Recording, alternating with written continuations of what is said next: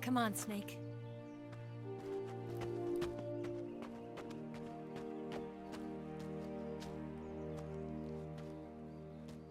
We made it. We made it. Over there.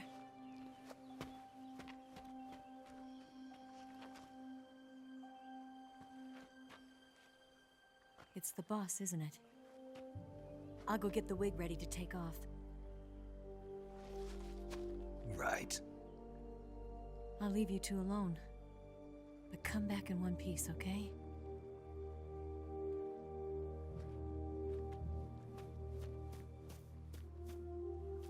Promise me!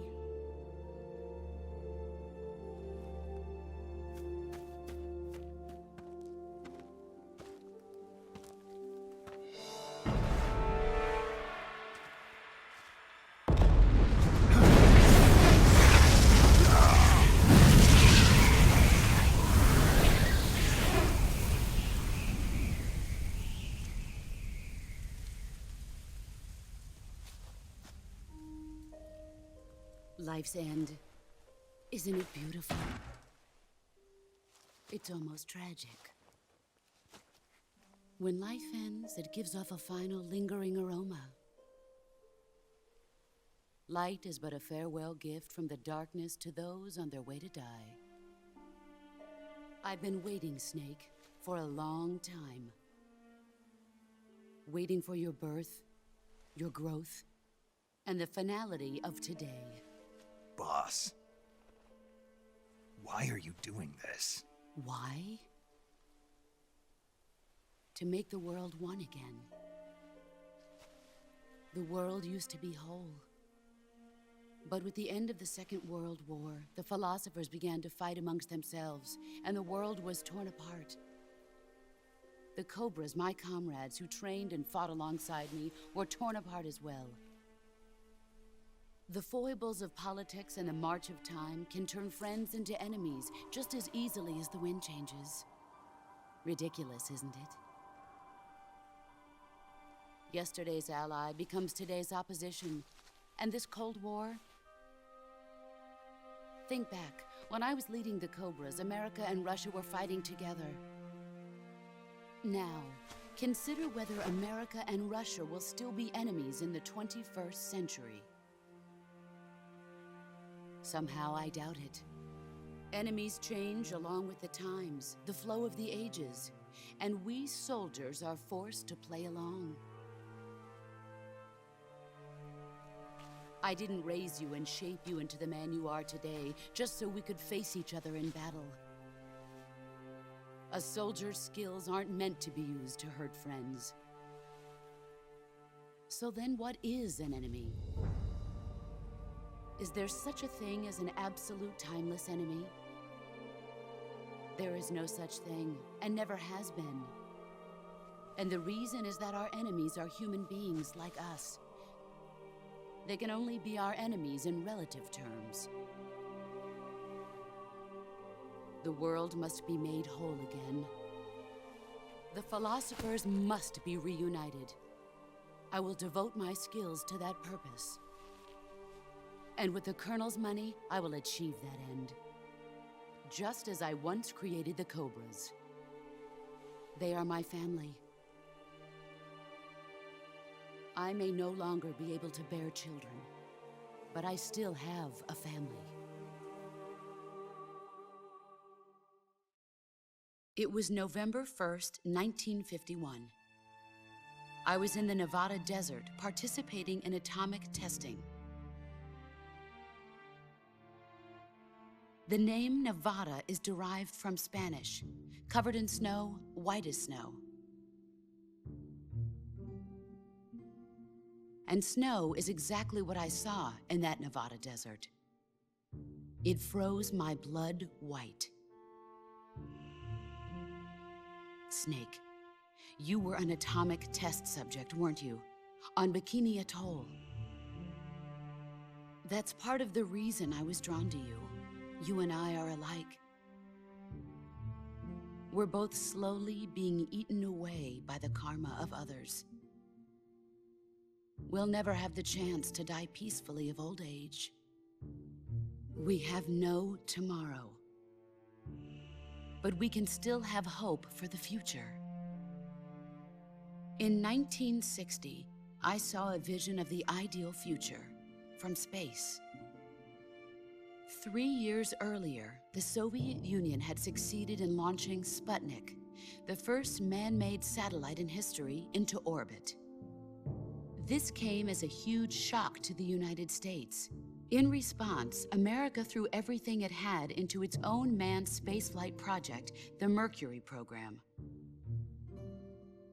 Even as the Soviets seemed poised to send their first man into space, America was still experimenting with chimpanzees and rockets. The government wanted human data. So they secretly decided to send a human being into space. I was the one they chose. At the time, they didn't have the technology to block out cosmic rays, and whoever they sent up would inevitably be exposed to heavy radiation. That's why they chose me. After all, I'd already been irradiated once. Of course, you won't find any of this in the history books. I could see the planet as it appeared from space. That's when it finally hit me. Space exploration is nothing but another game in the power struggle between the US and the USSR. Politics, economics, the arms race, they're all just arenas for meaningless competition. I'm sure you can see that, but the Earth itself has no boundaries. No East, no West, no Cold War. And the irony of it is, the United States and the Soviet Union are spending billions on their space programs and the missile race, only to arrive at the same conclusion. In the 21st century, everyone will be able to see that we are all just inhabitants of a little celestial body called Earth. A world without communism or capitalism, that is the world I wanted to see. But reality continued to betray me.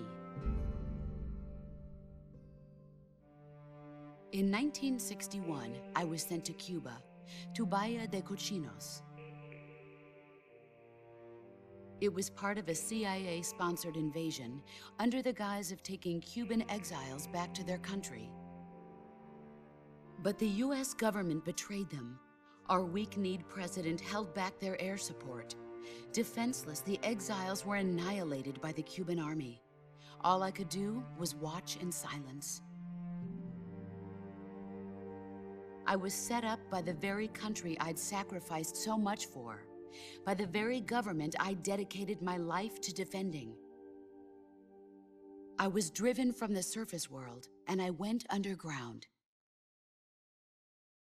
Then, 2 years ago, I faced the Sorrow, my old comrade in battle. He was my friend.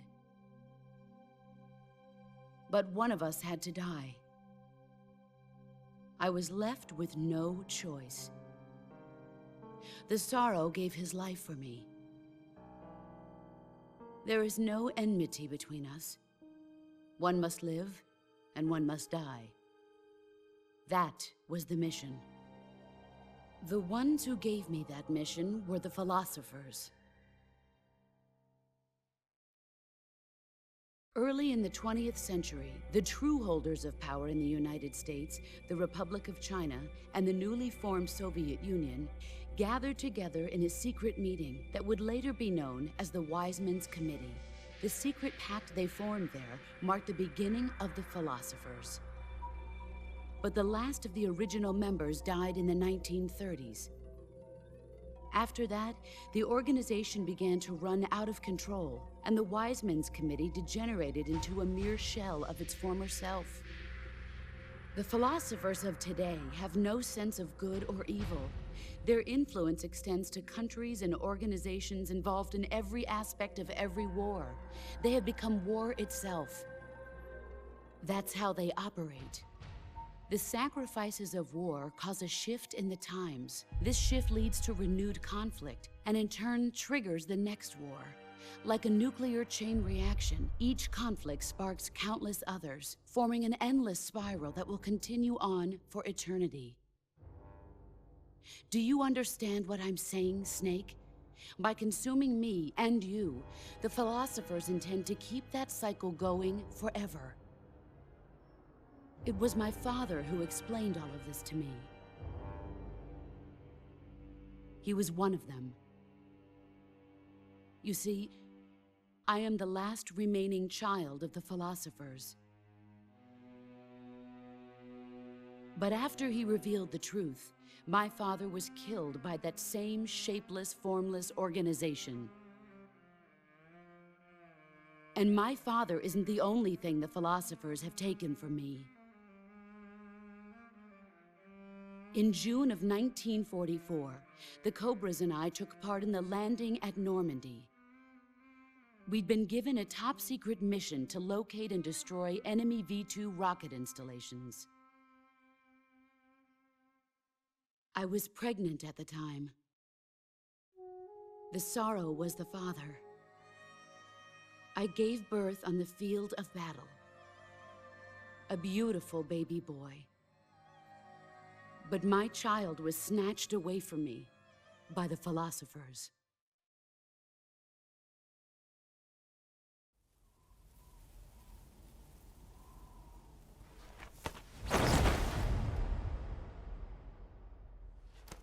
Look at this scar. This is proof that I was once a mother. I gave up my body and my child for my country. There is nothing left inside me now. Nothing at all. No hatred, not even regret. And yet sometimes at night, I can still feel the pain creeping up inside me, slithering through my body like a snake.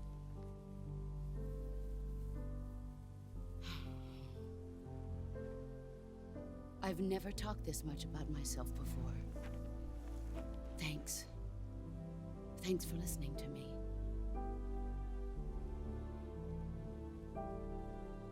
I feel content. Snake? Commence the operation. I raised you. I loved you. I've given you weapons, taught you techniques, endowed you with knowledge. There is nothing more for me to give you. All that's left for you to take is my life, by your own hand. One must die, and one must live. No victory, no defeat. The survivor will carry on the fight. It is our destiny. The one who survives will inherit the title of boss. And the one who inherits the title of boss will face an existence of endless battle. I'll give you 10 minutes. In 10 minutes, MiGs will come and bomb the hell out of this place. If you can beat me in less than 10 minutes, you'll be able to escape in time.